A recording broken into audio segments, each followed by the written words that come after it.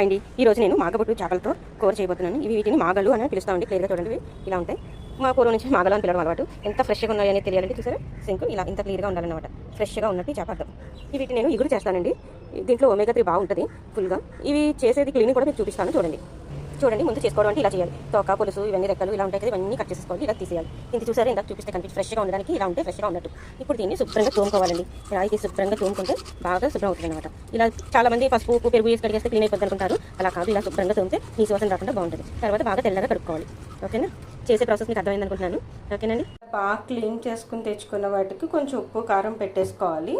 తర్వాత కావాల్సిన ఇంగ్రీడియంట్స్: కరివేపాకు, పచ్చిమిరపకాయలు, గరం మసాలా, ఉల్లిపాయ పేస్ట్, అల్లం వెల్లుల్లి, కారం, ఉప్పు, ఆయిల్. వంట మొదలు పెట్టేద్దాం.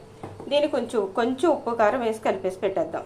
స్టవ్ మీద దాకిపెట్టి ఆయిల్ పెట్టి కరివేపాకు పచ్చిమిరపకాయలు ఫస్ట్ వేస్తే ఫ్లేవర్ బాగుంటుంది. ఇప్పుడు ఇది వేగుతున్నప్పుడే ఉల్లిపాయ పేస్ట్ అండి, ఇది బాగా వేపుకోవాలి. ఇప్పుడు అల్లం వెల్లుల్లి పేస్ట్ కూడా వేసేసుకున్నామండి, దాంతోపాటు బాగా వేగాలి. అలాగే ఇప్పుడే సరిపడినంత మిగిలిన ఉప్పు కూడా ఇందులో వేసేసుకోవాలి. ఉల్లిపాయ బాగా వేగాలి. అన్నీ వేసిన తర్వాత మసాలా బాగా వేగాలండి. ఇది ఎంత బాగా వేగితే అంత బాగుంటుంది కూర. చూడండి, మసాలా బాగా వేగాలి. ఇప్పుడు గరం మసాలా పౌడర్ కూడా వేసేద్దాం. గరం మసాలా అంటే నేను ధనియాలు జీలకర్రతో పాటు అన్ని వేసేసి మసాలా కొట్టేసుకుని ఇంట్లో పెట్టుకుంటానండి. అదే సరిపడినంత వేసుకోండి. చూడండి, ఆయిల్ ఇలా బయటకు వచ్చేలాగా మంచిగా వేగాలి. ఇది ఎంత బాగా వేగితే కూర అంత బాగుంటుంది. ఇగురండి, ఇది మాగబొడ్లు ఇగురు కూర. పులుసు కాదు, పులుసు బాగోదండి, ఇగురే బాగుంటుంది. ఇక్కడ కలిపి పెట్టుకున్నది కాకుండా మిగిలిన కారం ఇందులో వేసేసుకోవాలండి. మీరు తినే కారాన్ని బట్టి. ఉల్లిపాయ పేస్ట్ కనుక కొంచెం ఎక్కువ పడుతుంది, తీయగా ఉండకుండా చూసుకుని వేసుకోండి. ఇలా కారం కూడా వేసాక కొంచెం సేపు వేగనిచ్చుకోండి.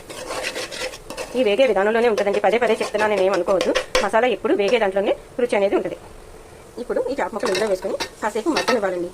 తప్పకుండా మగ్గాలి. ఇలా ముక్కలు శుభ్రంగా కుదుపుకుని ఒక 2 నిమిషాలు 3 నిమిషాలు మగ్గేలాగా మూత పెట్టుకోవాలి. ఇలా చూడండి, ఇలా మగ్గిన తర్వాత మనం సరిపడినంత వాటర్ వేసుకోవాలి.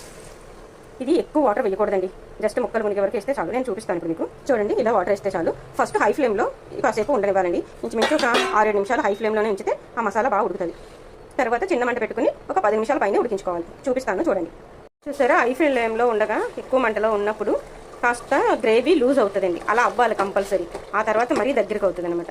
ఉల్లిపాయ పేస్ట్ బాగా ఉడికినట్టు. ఇప్పుడు మనం ఇంకొంచెం సేపు ఇలాగే హై మంటల మీద పెట్టుకుని మెయిన్ వచ్చేయండి, ఇలా కదుపుకుంటూ ఉండాలి. అంటే గరిటె పెట్టకుండా, అప్పుడు కింద అంటు పట్టేయకుండా ఉంటుంది. ఓకే, తర్వాత మనం మంట తగ్గిద్దాం.